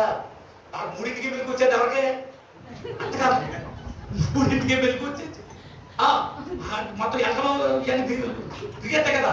నీకు తిరిగేస్తున్నాయి, దేవుడికి మేము తెలిసింది. కాబట్టి ఈ 7ంటికి లేకట్లే 8ంటికి లేవట్లే నీకు పోయేగలరా అది నేను తిప్పుకునేది అంత రోజు. ఒకవేళ పొరపాటున వంటగదిలోకి వెళ్ళి దీనికి పోయేగలరాను, ఇది పొద్దున్నే ఇదే అంటే వంట మొదలెట్టాలని తిట్టేదంట కదా, ముఖమేనే తిట్టుకునేవారు. అలా జరిగేటువంటి సిచ్యువేషన్లో ఆ రాత్రి ప్రసంగం ఫలించింది. తెలుగు స్తోత్రం. తెల్లవారుజామున 5 గంటలకు లేచిపోయిందంటే ఎవరో మోడల్ గారు వెంటనే వెళ్ళి కాఫీ పెట్టుకుని తలుపు తెరిచి అత్తమ్మ ఇదిగో కాఫీ అన్నా. చెప్తా మొహం మీదకి వచ్చేసినేమో సూర్యకాంతం అక్కవుడి. నేను స్తోత్రం మనకి ఇది బట్టి వాళ్ళని మంచి చేసుకోవాలా ఇలా తెలీదా అక్కడ కొట్టేసుకుంటారు. దేవుని స్తోత్రం. హల్లెలూయా. ప్రపంచంలోనే ఉందమ్మా, మన ఇంట్లోనే కదా. ప్రపంచంలో ఉన్న అత్త కూడా గొడవ. దేవుని స్తోత్రం. నేను కొత్తగా చెప్పను. ఇప్పుడు అత్తమ్మ కాఫీ తాగుతారా ఇదిగో అన్నట. ఇప్పుడు లేచి కలయ్యా ఎవరో రోజు నీ పోయే కాలం ఎప్పుడు చచ్చిపోతుంది, కాడు పోయేదో పెట్ట అది తట ఆవిడి కలయా నుంచి మాట్లాడట ఎవరో ఈ ఎవరు అత్తగారు. అప్పుడు కన్నప్పుడు ఆనంద బస్సులు వచ్చేట్టు కోడల కూతురు అక్కడ పెట్టానంట. రాత్రి ఏమన్నానండి, కోడల్లో కూతురుని చూసుకుందామా అన్నానా, నీ అత్తలో అమ్మని చూసుకుందామా అని అంటానా. మొత్తం మాట మారిపోయింది. ఈ పోయే కావాలని కాడు పొయ్యిలో పెట్టేస్తానండి ఆవిడ. అత్తమ్మా అను అమ్మ అంది కదా, గుండెలు పిండేసినట్టు అయిపోయి ఈవిడ ఎన్నిసార్లు తిట్టిందో, ఎన్నిసార్లు కోప్పడిందో అవన్నీ ఒక్కసారి కళ్ళలోకి వచ్చి ఆ బాధతో ఆనంద బాష్పాలు వచ్చేసి కోడలు కూతురా అక్కడ పెట్టుకోవద్దని అన్నంట. దేవుని స్తోత్రం. ఆ రోజు నుంచి ఆ కోడలు ఆ కుటుంబంలో సమాధానం అంట. కోడలు లేవు, కొట్ట చవలు కడిగారు. పిల్లలు గమనించాలి, వాక్యం వినడమే కాదు, వాక్య ప్రకారంగా జీవితాలు సరిచేసుకుంటే నీ జీవితంలో దేవుడు చేయక మారడు. దేవుని స్తోత్రం. హల్లెలూయా. షుగర్ బీపీలు ఎందుకు వస్తాయంటే దీని గురించే. మనసులో పెట్టుకుని రాత్రి పగలు నిద్ర పట్టగా మీరు తర్వాత ఇబ్బందులు పడి ఆ డాక్టర్ వేసేస్తారు మేము. దేవుని స్తోత్రం. హల్లెలూయా. మరి డాక్టర్ సంఘం నా మీదకి వచ్చేస్తారు గొడవని. దేవుడు మిమ్మల్ని దీవించును కాక. మళ్ళీ మిమ్మల్ని ఏమనలేదు, దేవుడు మిమ్మల్ని దీవించును కాక. నెక్స్ట్ తర్వాత 5వది అంటే క్రియలు వల్ల నీతిమంతులుగా ఎంచబడతారు. క్రియలు ఉండాలి. నేను దేవుడిని నమ్మాడని చెప్పి మా ఫ్రెండ్స్ ఒకవేళ నన్ను పిలిచి వాళ్ళు మేము అందరం కలిసి తాగుతున్నాం, నువ్వు కూడా రా అంటే నేను వెళ్ళవద్దా అన్నది. ఆ డైరెక్ట్ చెప్పాను మేము తాగుతాం, నువ్వు కూడా రా అన్నారు. నేను వెళ్ళాను అనుకోండి, వాళ్ళు ఏమంటారు, నువ్వు తాగద్దులే, నువ్వు పాచవు కదా, నీకేమో థమ్సప్ పోతాం, మేమేమో తాగుతాం. ఓ థమ్సప్పే కదా అని నేను వెళ్ళి కూర్చున్నాను అనుకో రౌండ్ టేబుల్ సమావేశంలో. వాళ్ళందరూ కూడా కనబడే దాంట్లో పోస్తారు. దాంట్లోనూ థమ్సప్పే పోసేరాళ్ళు. నాకు థమ్సప్ అని తెలుసు, వీళ్ళందరూ దాంట్లోనేమో మందు. అటు చూసిపోయే వాళ్ళు మీ సంగతులు ఎవరన్నా వచ్చారనుకోండి, దగ్గర చెప్పేసాడు రాత్రి వాక్యం వెనక తీసుకుంటా బలబుద్ధి, మరి ఇది పగిలిపోద్ది కానీ బలం ఉంటే పెద్ద కూడా చెప్పేది వాక్యం చెప్పేసాడు రాత్రి. ఇప్పుడు ఏంటో బాబోయ్ అని అనుకోలే మీరు. మళ్ళా వారం వచ్చి నేను వాక్యం చెప్తానమ్మా అంటే మీరు ఏమంటారు, అసాధాలేదమ్మా మా భర్త గారికి మైక మాకు ఎవరు పడతాను చెప్పకండి అంటారా? చెప్పరేటంటే ఎన్ని సంవత్సరం చెప్పలే. ఇలా గమనించారు. ఇప్పుడు క్రియల వల్ల నేను నిర్బోధులకు ఎంచబడాలా వద్దా? అప్పుడు దారిపోలు ఏమనుకుంటారు, వాళ్ళకి తెలియదు థమ్సప్పే అని వీళ్ళకి అందుకుని అంటున్నారు. క్రియలు నేను నమ్మానని చెప్పి పలానా చోట ఉంటే ఏమనుకుంటారు, వీడు కూడా పాపే అనుకోరా. దుష్టు సంగతి మంచి నడవడని చెరుపుడని వాక్యం చెప్తుంది కదా. దుష్టులు ఆలోచన చెప్పినాడు పాపం మార్గం లేదు. మహాసు కూర్చుని చోట కూర్చునికి ఏహో ధర్మశాస్త్రం దాని నుంచి దివరాత్రులు దాన్ని ధ్యానించేవాడు దానికి దేవునికి స్తోత్రం. హల్లెలూయా. ఎవరి ఆహాబుతో ఎవరి యెహోషాపాతు విజయం పొందాడంట. ఆయనేమో యానబోతులు అంటే తినడానికి వెళ్ళిపోయాడు. కలిపే దేవుడు అని వాక్యం చెప్తుంది కదా. అందుకనే మనకి మీక విలప వాక్యాలు 5:6 ఎవరి వారు కడుపు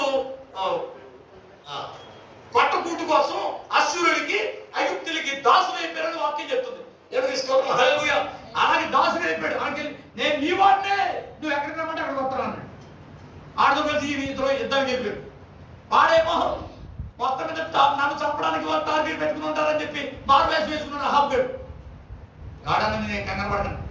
ముందేమో ఆత్మానుసారంగా ఆరంభించి శరీరానుసారంగా పరిపూర్ణ కాలేకపోయాడు. చాలా మంది పెళ్ళి అవ్వకముందేమో నేను ఇలా చెప్తాను ఏమంటున్నాను, పెళ్ళి అవ్వకముందేమో స్తోత్రం, హల్లెలూయా, దేవుడా నీవే నా అంట, నా ఆశ్రయం, నా కోట, నా నివాసం, నా నాగుతుడు అంటారా? పెళ్ళి పేరు పెళ్ళని చేస్తారు. మరి పేదల మొత్తం ఉంటుంది, దేవుని సొంతం చెప్పారు. మా ఆయన పెళ్ళికి వెళ్తున్నానండి అంటారు. మా ఆవిడ అసలు ప్రార్థనకి కాదు, నువ్వు అసలు ప్రార్థన తర్వాత వెళ్ళి కదా అని చెప్పి చెప్తుందండి, అందుకు రాలేకపోతానని చెప్పి నేను సొంతం పడలేదు. పెళ్ళి అయ్యేదాకా ఒక రకంగా, పెళ్ళి అయిపోయాక ఇంకో రకంగా ఉంటావా? దేవుని సొంతం చెప్పండి. అహాబ్ గారు కూడా అంతే. పెళ్లి చేసుకోక ముందేమో దేవుడు ఆశ, ప్రేమ, ఓ ఐ లవ్ యు యేసయ్యా అన్నాడు. పెళ్లి అయిపోయిన తర్వాత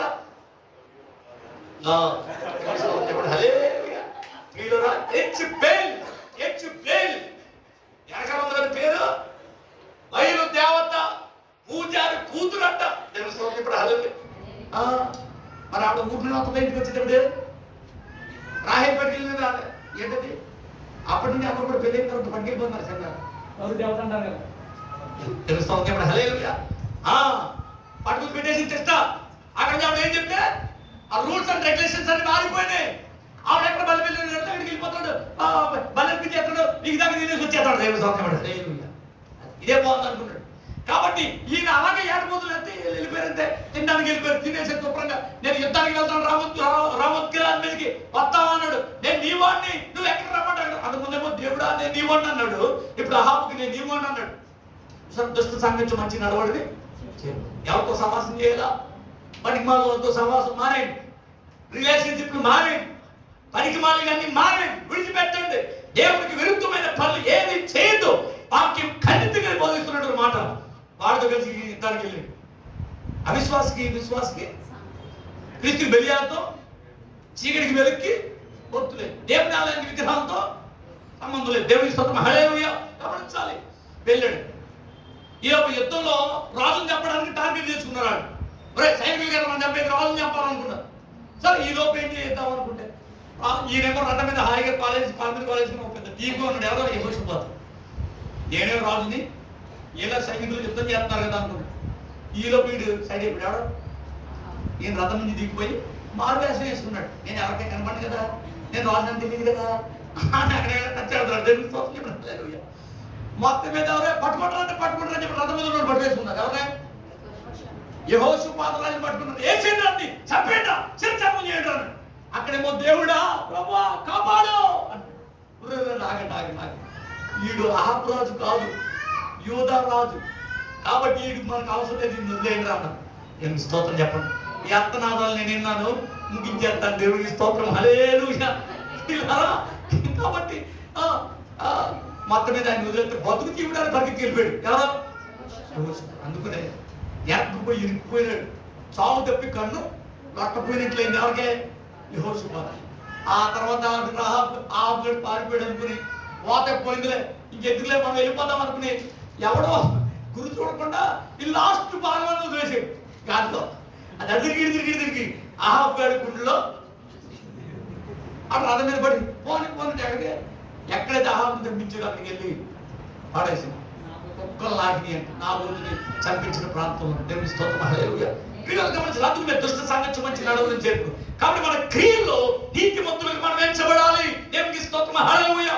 అందుకు మూర్ఖులకి తరవారికి వేరే రక్షణ పొందుడు అప్పుడు నీతిమంతుల జాబితాలో ఉంటాం. నెక్స్ట్ తర్వాత మరొక మాటలో గెలుపుదాం. చూద్దాం. మూడవదిగా పేతురు రాసిన మొదటి పేతురు 5వ అధ్యాయం 6వ వచనం. మొదటి పేతురు త్వరగా ఫాస్ట్ గా నేను చెప్పేస్తున్నాను. మొదటి పేతురు రాసిన 5వ అధ్యాయం 6వ వచనం. 5వ అధ్యాయం 6వ వచనం. దేవుడు తగిన సమయమందు నిన్ను హెచ్చించునట్లు ఆయన బలిష్టమైన చేతి క్రింద దీన మనసులో ఉండాలి. దేవుని స్తోత్రం, హల్లెలూయా. ఏముండాలి మీకు? దీన మనస్సు. దీన మనస్సు వస్తువులు ధరించుకోవాలి. అన్ని ఉన్న బెంకట ఆయనకి మనకు నాకులాగా ఏమీ లేదు బెంకు. దేవుని స్తోత్రం, హల్లెలూయా. కాబట్టి ఎగరపోకండి. అన్ని ఉన్నా మీరు అడిగి మనకు ఉన్న తగిన కర్మ దేవుడు మిమ్మల్ని ఆఖరితో దేవుడు అన్నాడు, వెళ్ళి నీ యజమానురాలు చేతి కింద అణిగిమణిగుండు. కంపెనీనే తలగదలు చేసి అంత ఫీల్ అయిపోతుంటారు వీళ్ళు. కొద్దిగా కంపెనీలో కొద్దిగా జ్ఞానం వచ్చిందనుకోండి వీళ్ళకి. నాకు మించిన నేను పెద్ద లెక్కండి, ఇది పెద్ద లెక్కండి తెచ్చాము కూడా. లేకపోతే యాజమాన్యం ఉంటారు కదా, వాళ్ళు కూడా లక్ష చేయకుండా మాట్లాడతారు. ఆడేం చేస్తారు, పీకెత్తారు. ఏముంటారమ్మా మీకు కొత్త జ్ఞానం వచ్చేటప్పటికి, కొత్త దాంట్లో కొంచెం పట్టు వచ్చేటప్పటికి నాకు మించిన ప్రపంచంలో లేడు. ఒక కప్పంట నూతులో ఉండి ఇదే ప్రపంచం, దీనికి రాజు నేనే అని చెప్పలు కొట్టుకుంటున్నాడు. ఒకసారి పెద్ద వరద వచ్చిందంట. ఆ నీరు పొంగి పొల్లి బయటకు వచ్చేటప్పటికి, అయ్యి బాబు నాకు మించిన పెద్ద పెద్ద కప్పలు చాలా ఉందని, ఇది పెద్ద ప్రపంచం, నేను ఆత్రలో ఒక నూతులో కప్పలు అనుకుందంట. అప్పుడు తెలిసిందండి నేను. కాబట్టి పిల్లరా, తనదన్నాడు ఉంటే తాంతన్నాడు ఉన్నాడు. కాబట్టి నాకు ఏం తెలియదు అని అడిగి మరి ఉండండి. తగిన కాలంలో దేవుడు మిమ్మల్ని హెచ్చింపగా మానడు. దేవుడికి స్తోత్రం. హల్లెలూయా. అది నిర్మేఘంతో 9 జ్ఞానం తన జ్ఞానాన్ని బట్టి కానీ, సూర్యుడు తన సభను బట్టి కానీ, ఐశ్వర్యుడు తన ఐశ్వర్యాన్ని బట్టి కానీ అతిశయించకూడదు. దేవుని వల్ల అతిశయించమనగా భూమి మీద కృప చూపుచు నీతి న్యాయములు జరుగుతున్న యెహోవాను నేనే అని నన్ను పరిశీలనగా తెలుసును బట్టి అతిశయించాలి. ఇటు వాటి యందు నేను ఆనందించువాడని ప్రభు చెప్తున్నాడు. కాబట్టి అందుకు యెషయా 57:15 నేను మహాగరుడును మహోన్నతుడును పరిశుద్ధుడును నిత్య నివాసి అయిన వాడిని, ఆయనను వెనుకలు వారి ప్రాణంలో జీవించడానికి, నలుగురు వారి ప్రాణంలో జీవించడానికి, వెనుకలు వారి యందు దీన మనస్సు గలవారి యందు నేను నివాసం. సూర్యకాంత్ ఆకలాగా ఉండకండి, మీ దగ్గర దేవుడు ఉన్నాడు. కాబట్టి దీన మనసుతో ఉండండి, మీతోనే వేసే నివాసం ఉంటాడు. దేవుని సొంతం చెప్పండి. కట్టుకునే భర్తే భయపడిపోతుంటే దేవుని సొంతం చెప్పండి. ఇది ఎలా పెద్దో తెలీదు అని రాత్రులు పగలు కళ్ళలో పెట్టుకుని ఆత్మీయ బాధతో ఎదురు చూస్తున్నాడు. రాత్రులు నిద్రే పడతలేదంట.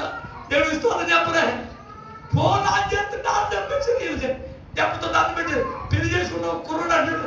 నేను పెళ్లి చేసుకున్నాను బాబోయ్ అంటున్నాడు. దేవుని స్తోత్రం చెప్పండి. ఫ్రెండ్ అలా మారిపోయిందని పోరాడుతున్నాను. దేవుడు మిమ్మల్ని దీవించను కాక. కాబట్టి వినయ భయభక్తులు కలిగి ఉండండి. దేవుని దగ్గర లోపడండి, భర్తకు లోపడండి, తల్లిదండ్రులకి పిల్లలకు లోపడండి. లోపడమని దేవుడు వాక్యం చెప్తుంది. వినయ భయభక్తులు కలిగి ఉండమని దేవుడు వాక్యం చెప్తుంది. చేతి కింద దీన మనసుకులు ఉండమని వాక్యం చెప్తుంది. నీ యజమానురాలు చేతి తట్టు కింద, ఆ చేతి కింద దీన మనసుకులుగా ఉండు, అడిగి మనకి ఉండు, నీ యజమాని దగ్గర అడిగి మనకి ఉండు అని దేవుడు వాక్యం చెప్తుంది. ఆ వాక్య ప్రకారం నడిస్తే దేవుడు తగిన కాలంలో తాళాన్ని చేతికి ఎత్తాడు. పట్టణ చెప్పగలిగా. హల్లెలూయా. నెక్స్ట్ తర్వాత సమస్త యాజమాన్యం మీద దేవుడు నిన్నే అధికారిగా చేస్తాడు. లాస్ట్ గా మొదటి సమయంలో 2వ అధ్యాయము 30 లాస్ట్ అనేటప్పుడు ఎంత ఆనందం వచ్చిందమ్మా. దేవుడు మిమ్మల్ని దీవించును గాక. హల్లెలూయా. చదవండి. 2వ అధ్యాయం 30 అయిపోయింది. యోవాబు చెప్పండి అమ్మా. నీ ఇంటి వారును, ఆ, నీ పితరుని ఇంటి వారును ఆ, నా సన్నిధిని యాజకత్వము ఆ, జరిగించుదురని ఆ, యెహోవా ఆజ్ఞ ఆజ్ఞ ఇచ్చి ఉన్నాడు. ఇప్పుడు అది నా మనసునకు ఆ, కేవలము ప్రతికూలమైనని ఆ, ఇశ్రాయేలు దేవుడని ఈ సబ్జెక్ట్ తర్వాత ఇశ్రాయేలు దేవుడేమో సెలవిచ్చున్నాడు. కావున యెహోవా వాక్కు ఏదనగా నన్ను గణపరచిన వారిని నేను గణపరిచేదను. దేవునికి స్తోత్రం. కొట్టని చెప్పగలిగా. హల్లెలూయా. నన్ను గణపరిచిన వారిని నేను, దేవుడు చెప్తున్న మాట, నన్ను గణపరిచిన వారిని నేను గణపరిచేదను. Praise the Lord. హల్లెలూయా. ఎవరిని గణపరచాలి మనం చెప్పాలి. దేవుడిని గణపరచాలి. ఎవరికి ఉద్యోగం వచ్చిందండి, నా తెలివితేటల బట్టి ఉద్యోగం వచ్చింది అన్నట్టు ఊడి పద్ధతి. దేవుడి కృప వల్ల నాకు ఉద్యోగం వచ్చింది. దేవుడి కృప వల్ల నాకు ప్రమోషన్ వచ్చింది. దేవుడి కృప వల్ల నేను ఇల్లు కట్టగలిగాను. దేవుడి కృప వల్ల నేను పొలం కొనగలిగాను. దేవుడి కృప వల్ల నేను కారు కొనుక్కోగలిగాను. దేవుడి కృప వల్ల ఈ స్టేజ్ లో ఉన్నానని చెప్పాలా, లేకపోతే నా జ్ఞానం, నా తెలివితేటలు, నా బలగం, నా ఉద్యోగం, నా వ్యాపారం, నా ఆత్మచందాలు, నా ఆస్తిపాస్తులు, నా బలగం, నా అనంటే ఏం చేస్తాడు? గర్వమనచి గత్తెను దించి కనులనైనా మేపవగట్టి. హల్లెలూయా. నేను నా అనేవాడు దేవుడు తప్ప మనం ఏ పాటోళ్ళు కదా. దేవుని స్తోత్రం చెప్పండి. హల్లెలూయా. నేను కాదు ప్రభువా నీవే అంటే పేతుర్ని మునిగిపోయేవాడిని లేపాడు. దేవుని స్తోత్రం. హల్లెలూయా. కాబట్టి దేవుడిని కనపరచండి, ఆయన మహిమపరచండి, ఆయన ఆరాధించండి, ఆయన ప్రేమించండి, ఆయన వాక్యం ప్రకారం నడవండి. దేవుని స్తోత్రం. హల్లెలూయా. కోట్ల దూతలు నుంచి ఏం చేస్తున్నారో తెలుసా? 6 రెక్కలు, ఒక సింహాసనం, సింహాసనంగా ప్రభు అయిన దేవుడు, సృష్టికర్త అయిన దేవుడు ఆశీనుడే ఉండగా ఏమండి కోట్ల దూతలు, కెరూబులు, సెరూబులు, మిఖాయేలు, గాబ్రియేలు అనే దూతల సమూహం ఉంది.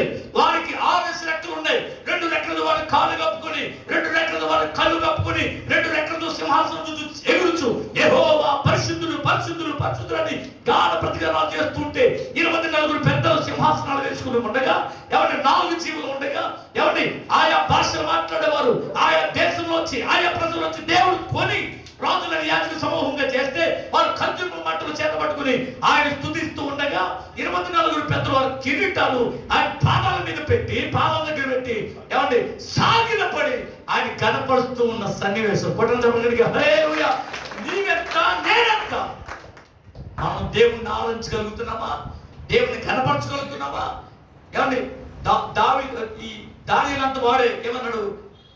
మర్మాల బయలుపరచగలిగిన వాడు పరమందు ఉన్నాడు అన్నాడు. నా తెలివితేటలను బట్టి అన్నాడా? చెప్పాలి. నేను కదా దేవతాత్మ గెలవాడు అంటున్నాడు. కదా మర్మాల బయలుపరచగలిగిన దేవుడు ఆయన కనపరిచాడు. కూడా చెప్పండి, పట్టాలి చెప్పలేదు. హల్లెలూయా. కాబట్టి మన శక్తి, మన యుక్తి, మన ధనం, మన అధికారం ఆఫ్టర్ దేవుడు మనతో ఉంటే మనకి విలువ, మనకి జీరో. మనం ఏంటంట? మన జీరో.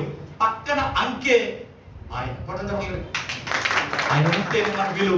ఆయన కనపరచండి. మీ జీవితంలో కనవించుకోండి. మీ కుటుంబంలో ప్రభువుని స్తుతించండి. మీ జీవితంలో కనపరచండి. ఖచ్చితంగా మీ జీవితంలో మహత్తరమైన కార్యాలను అనుభవిస్తారు. అట్టి కృప దేవుడు మనకు అనుగ్రహించి నడిపించునుగాక. ఆమేన్. చిన్న ప్రార్థన చేద్దాం. అందరూ కూడా కనుమూస్తాం. స్తోత్రం స్తోత్రం స్తోత్రం స్తోత్రం. అందరూ కూడా కనుమూస్తుందాం. హృదయపూర్వకంగా మనపూర్వకంగా ప్రభువుని స్తుతించుదాం. హల్లెలూయా హల్లెలూయా హల్లెలూయా హల్లెలూయా. స్తోత్రం స్తోత్రం స్తోత్రం. విశ్వాసంతో విరుదల హృదయంతో ప్రభువుని స్తుతించుదాం. నువ్వు పడినటువంటి స్థితి నుంచి దేవుడిని లేవనెత్తాలి అంటే, ఉన్నత స్థానాన్ని దేవుడిని నడిపించాలి అంటే, నువ్వు అనుకోవచ్చు వేదనలో, బాధలో, కరువులు, కష్టంలో, ఇబ్బందులు, శ్రమలు, అడిగండిపోయినటువంటి పరిస్థితులు ఎదుర్కొంటున్నాను. నాకు సహాయం చేయవాడు లేడా? నన్ను ఆదుకునేవాడు లేడా? నన్ను లేవనెత్తేవాడు లేడా? నాకు సహాయం చేయవాడు లేడని వేదనతో ఉన్నావేమో. ప్రభు దేవుడు నీతో మాట్లాడడానికి ప్రభు సిద్ధంగా ఉన్నాడు. ఈ రోజు దేవుడు నీతో మాట్లాడిన విషయాన్ని గమనించాలి. ప్రియమైన వాళ్ళారా, దేవుడు మాట్లాడుతున్న మాట, మాట్లాడిన మాట ఏ మాత్రం కూడా నిర్లక్ష్యం కాదు. కాబట్టి ప్రభువుని స్తుతించు, ఆరాధించు, మహిమపరచు, దీన మనసు కలిగి ఉండు, నీతిమంతుడిగా నీతిమంతురాలుగా ఉండు. వాక్యాన్ని వినే వ్యక్తిగా నీవు ఉన్నట్లయితే నీ జీవితంలో మేలు చేయక మానడు దేవుడు. హృదయపూర్వకంగా ప్రభువుని స్తుతించడం. హల్లెలూయా హల్లెలూయా హల్లెలూయా హల్లెలూయా. స్తోత్రం స్తోత్రం స్తోత్రం స్తోత్రం. హల్లెలూయా. శరీర క్రియలన్నీయు నాలో నశింప చేయుమయా. శరీర క్రియలన్నీయు పడదాం. నాలో నశింప చేయుమయా. జీవనదిని నా హృదయములో ప్రవహింపజేయుమయా. జీవనదిని నా హృదయములో ప్రవహింపజేయుమయా. ఎండిన ఎముకలన్నీయు తిరిగి జీవింపజేయుమయా.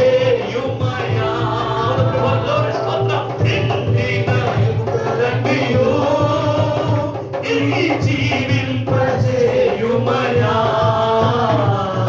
జీవనది నా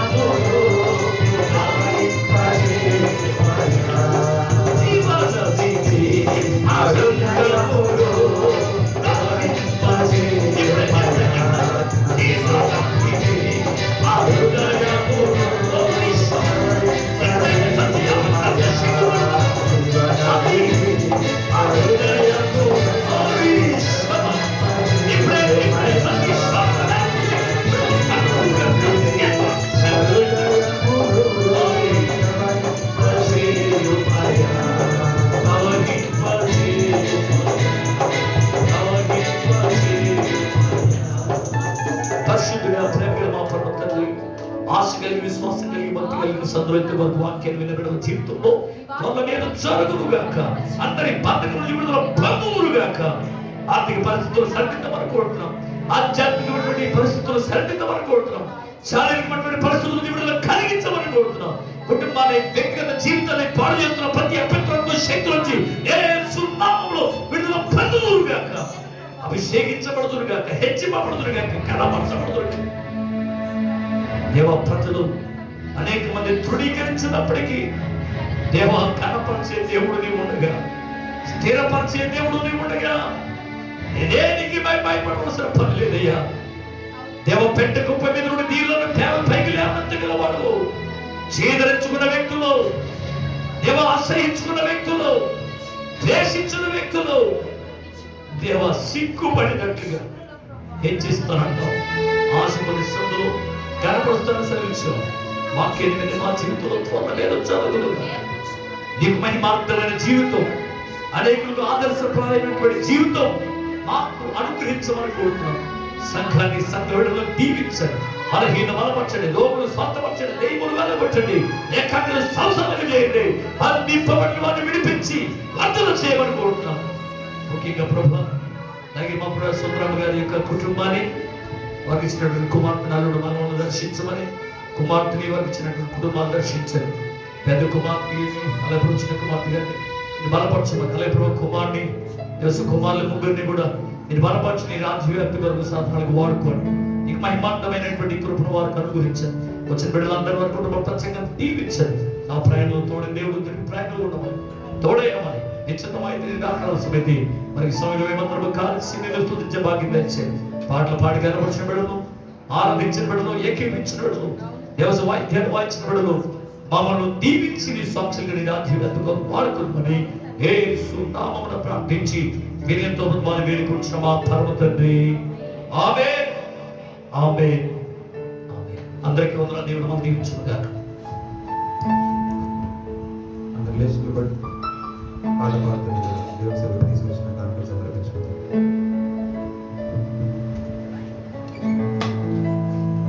పాట పాడుతున్న దాంట్లో సమర్పించుకుంటాం. నీవు చేసిన ఉపకారములకు నేనేమి చెల్లింతును?